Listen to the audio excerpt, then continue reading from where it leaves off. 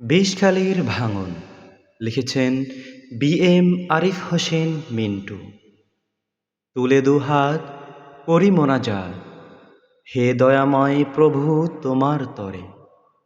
বিষখালী নদীর ভাঙন মোদের সর্বনাশ করে। ছিল যতটুকু ভিটে বাড়ি সবই নিল নদীকারী, মাথা গোজার সাধ্য আর কিছুই তো নেই। তোমার কাছেই পানা চাই, জমি ভরা ধান কেড়ে নিল বান, গরু ছাগল হাঁস মুরগি যাহা কিছুই ছিল।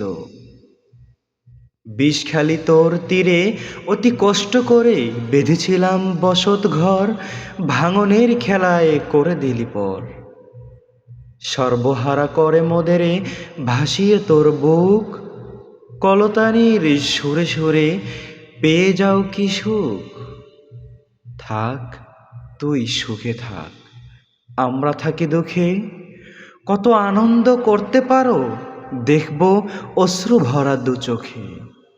আসসালামু আলাইকুম।